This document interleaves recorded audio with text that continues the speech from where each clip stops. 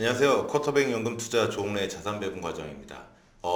지난 영상에서는 지금은 살짝 잠잠해지긴 했는데 1월 중 증시 그리고 또 글로벌 금융시장을 크게 흔들었던 이슈였던 그린란드 사태에 대해서 같이 알아봤었습니다. 아직 사태가 완전히 해결된 것이다 라고 보기엔 좀 어렵겠지만 아직 잠재적인 위험 요소로 당분간 계속될 가능성이 있고요. 그렇지만 모종의 협의가 이뤄진 만큼 관세 전쟁이라든지 아니면 무력 충돌로 확산될 가능성은 많이 낮아진 것 같습니다.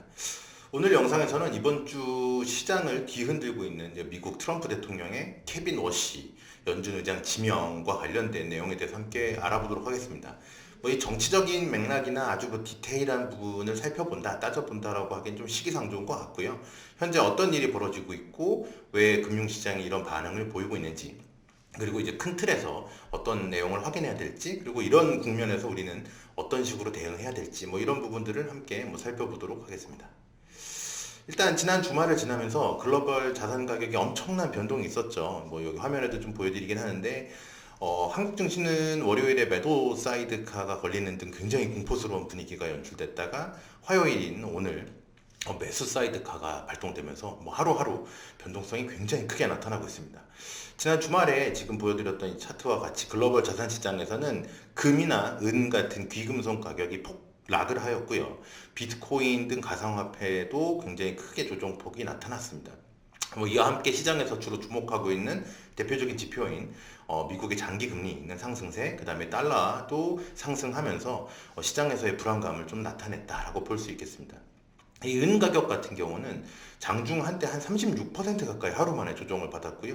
그래서 74달러 선까지 추락을 했고, 월요일 날 선물 시장에서는 추가적으로 한 15% 정도 조정이 나왔다가 막상 어제 밤에는 좀 상승세로 마감을 했는데요.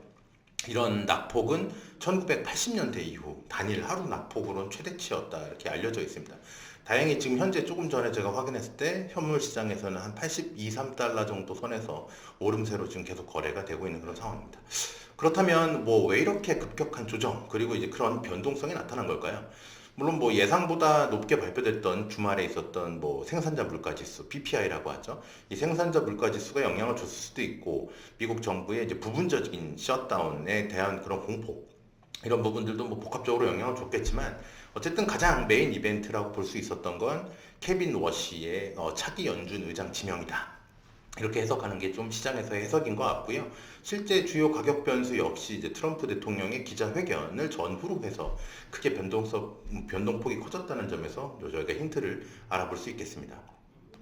그렇다면 케빈 워시가 도대체 누구길래, 그리고 또 시장은 왜 이렇게 불안해하고 이런 반응을 보이는 걸까에 대해서 우리가 알아봐야겠죠. 일단 케빈 워시는 지난 2006년부터 2011년까지 글로벌 금융위기 당시에 연준 의사로 재직을 했었다가 사임한 바가 있는 그런 인물이고요.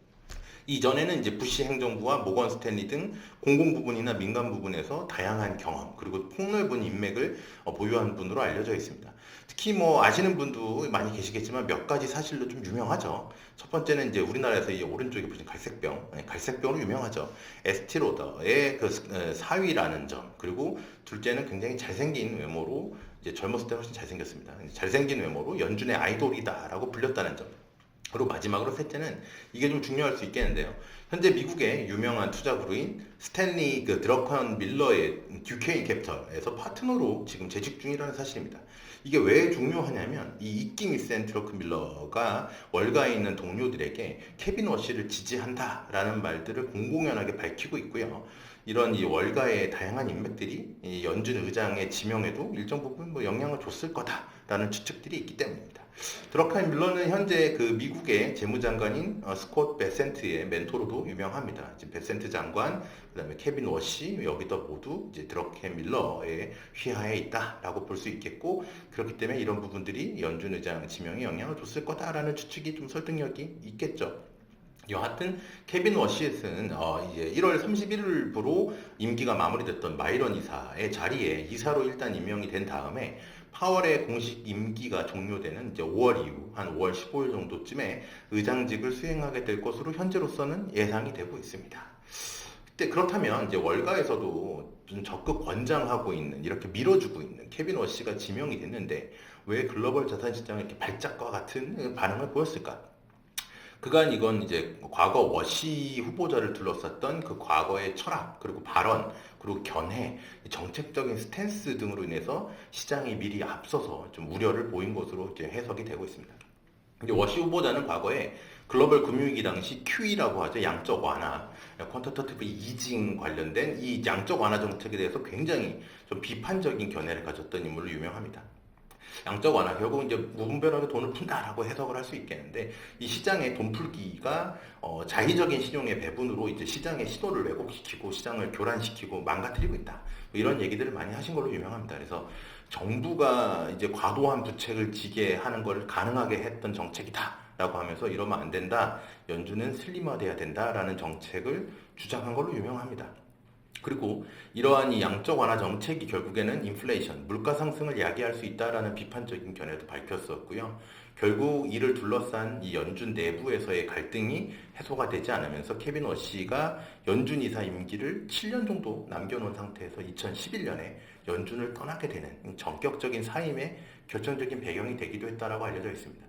한간에서는 이제 케빈 워시가 금리 정책을 두고서 이제 매파냐, 뭐 비둘기 파냐, 뭐 이런 걸로 이제 논란이 있는데 사실 금리 정책에 대한 스탠스의 문제라기보다는 이 연준의 밸런스 시트라고 하죠. BS에서 이제 연준의 대차 제도표에 대해서 비판적인 인물이다라는 점이 핵심입니다.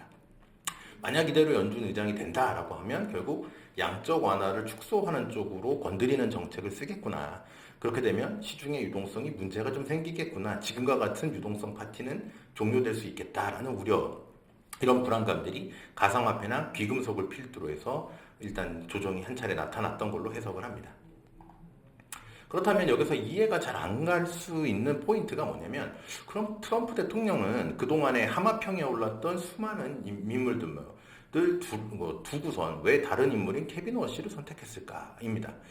일단 특히 그린란드 사태를 설명할 때도 한 차례 좀 설명을 드렸었는데요. 올해 중간 선거를 앞두고 트럼프 같은 경우는 대중의 인기 그리고 지지도가 굉장히 필요한데 여기서 굳이 글로벌 자산시장이 요동을 치거나 불안했을 때 트럼프가 얻는 건 별로 없습니다. 결코 유리할 건 없기 때문이죠. 우선 작년 말까지만 해도 케빈 워시는 다른 후보자들에 비해서 좀 유리한 고지에 있지 못했습니다. 다른 분들이 훨씬 더 하마평에 훨씬 더 자주 올랐었죠. 근데 이제 월가와 또 이제 공화당 인맥을 적극 활용해서 지명을 받아낸 것으로 알려져 있습니다. 그 과정에서 앞서 말씀드렸던 드러켄 빌러를 비롯해서 JP 모건의 그 제이미 다이먼 CEO 등도 이제 워시의 지명을 지지했고요. 또 워시 후보자의 장인어른이죠. 이제 로널드 로더가 이제 공화당에 기부를 많이 하고 또 트럼프와도 굉장히 막역한 사이라고 알려져 있습니다. 그래서 이런 오랜 친분이 있는데요. 이런 뒷배경이 뭐 지명에 영향을 줬다? 뭐 일리가 있을 수도 있겠습니다. 그렇지만 우리가 알고 있는 트럼프는 누굽니까? 트럼프가 이런 외압에 굴복을 했을까? 외압했다는 결정이었을까? 뭐 일정 부분은 참작이 됐겠지만 사실 그런 인물은 아니죠. 트럼프 대통령이 고려를 했다가 아니면 노리고 있었다라는 그런 포인트는 좀 명확한 것 같습니다. 일단 워시를 지명을 하면서 첫째로 연준의 독립성 훼손에 대한 우려가 계속 있었는데 이 부분이 완화가 될 수 있다. 좋은 카드였다라는 거고요. 둘째, 파월과는 달리 금리 인하에 있어서 워시는 굉장히 좀 우호적입니다. 그래서 금리 인하의 우호적인 워시의 철학이 합이 맞았습니다. 매파박에는 오히려 금리에서 비둘기파에 가깝습니다. 양적 완화에 대해서 반대죠. 그래서 워시는 매파처럼 보이지만 사실 금리보다는 연준의 개입 방식에 대한 불만을 가졌기 때문에 이 부분에 있어서는 오히려 트럼프와는 궤가 잘 맞았을 수도 있겠다 이런 생각을 할 수 있겠고요. 그리고 셋째, 연준의 영향력 그 다음에 개입이 축소되어야 한다라고 주장하는 이 케빈 워시의 이 철학이 어떻게 보면 그 정부의 영향력을 확대하고 연준의 영향력을 좀 축소하고자 하는 이 트럼프에게 매력적인 선택지가 될 수 있었을 것 같습니다. 정확하게 어떤 내용 때문에 이런 결정이 됐는지는 알려지진 않았겠지만 이러한 다양한 이해관계와 계산을 염두에 두고서 최적의 선택을 한 것이 아닌가라고 현재로서는 추측이 가능하고 때문에 시장이 지금 보여지고 있는 이 우려들은 조금 다소 과도해 보입니다. 그럼 앞으로 어떻게 되는 걸까? 이 부분이 제일 중요하겠죠. 이제 뭐 막연한 기대도, 막연한 불안감도 이렇게 좋지는 않고요. 늘 대응을 생각해야 될 것 같습니다. 우선 증시 상황부터 살펴보면 케빈 워시가 이제 과거의 양적 완화에 대해서 부정적인 견해를 보였던 사람이라고 해도 아직 3, 4월 중에 그 청문회 과정이 남아 있고요. 실제 현재의 정책 스탠스가 또 그때와는 달라졌을 수도 있습니다. 그렇기 때문에 이런 부분을 확인하기 전에 다 유동성의 문제가 발생할 거야, 시장이 급락할 거야 라는 불안감만 갖기에는 조금 위험하다라고 생각을 하고 있고요. 오히려 이제 연초 이후에 급등이 굉장히 빠르게 나타났었죠. 이 급등 과정에서 쌓였던 상승 피로감이 어떻게 보면 뺨을 맞고 싶을 때 좋은 명분을 제공했다 해서 하락에 좀 일정 수준 트리거가 됐을 가능성이 있습니다. 그래서 단기적인 차익 시전의 트리거가 되었다라고 보는 편이 조금 더 좋지 않을까 생각을 하고, 물론 단기적인 변동성 확대 구간이 이어질 수 있고 시장을 대하는 난이도가 높아질 수는 있겠지만 아주 극단적인 낙대로 해석하기에는 좀 좋은 선택은 아닌 것 같습니다. 그리고 이제 캐비너시 입장에서도 과거와 현재는 굉장히 다른 환경에 놓여져 있고, 또 연준의 독립성도 지켜야 되고 물가도 지켜야 되고 시장의 충격도 최소화해야 되고, 무엇보다 연준의 의장이 됐다라고 하는 건 연준의 다른 멤버들의 어떻게 보면 신임도 얻고 지지도 받아야 됩니다.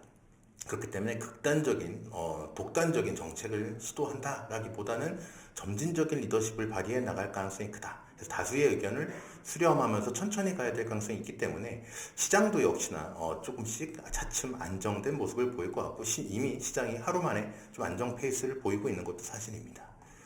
그래서 뭐 어제 오늘 미국과 한국 시장에서 반등이 좀 나타나고는 있는데 금방 또 시장은 변동성에 노출되면서 흔들릴 수도 있습니다. 그렇지만 현재 통화 정책 기조가 이제 급변할 것을 우려해서 뭐 그렇게 미리 대응한다라고 하는 건 좀 실익이 적을 것 같다고 판단이 되고 있고요. 그래서 뭐 무조건적인 유동성의 축소 우려는 좀 과한 반응일 수 있겠다라는 말씀을 먼저 드립니다. 현재 OECD 경제 성장률 전망도 나와 있고 뭐 기업의 이익에 관련된 지표도 나와 있는데, 진행되고 있는 기업 실적 발표도 굉장히 우호적으로 잘 진행이 되고 있고요. 전반적인 펀더멘탈이 굉장히 건강하고 견조합니다. 그렇기 때문에 무조건적인 불안과 경계, 예측보다는 계속해서 사실관계를 확인하면서 이와 같은 변동성을 활용해서 오히려 투자에 올라타는 것을 검토해야 되지 않을까 생각합니다. 제 영상에서 반복적으로 말씀을 드리지만 투자는 뭐 단기적인 흐름이나 단편적인 뉴스에 좌우되기보다는 우리들의 안정적인 노후 설계 그리고 연금 자산과 같은 장기적인 관점에서 조금 더 데이터에 입각하고 장기적인 시각에서 투자하시는 걸 좀 권장을 드리고요. 저희 쿼터백에 좀 이런 부분에 있어서 도움이 필요하다, 이제 이런 변동성에서 어떻게 활용해서 투자에 올라타야 되냐, 이런 부분들이 궁금하신 분들께서는 저희가 필요한 상담과 솔루션을 제공해 드릴 수 있습니다. 그래서 언제든지 상담 혹은 도움이 필요하시면 연락 부탁드리고요. 그럼 오늘 영상은 이제 케빈 워시와 관련된 내용을 정리하면서 이상으로 마치도록 하겠습니다. 다음에 또 다른 주제로 찾아뵙겠습니다. 지금까지 쿼터백 연금 투자 조홍래의 자산 배분이었습니다. 감사합니다.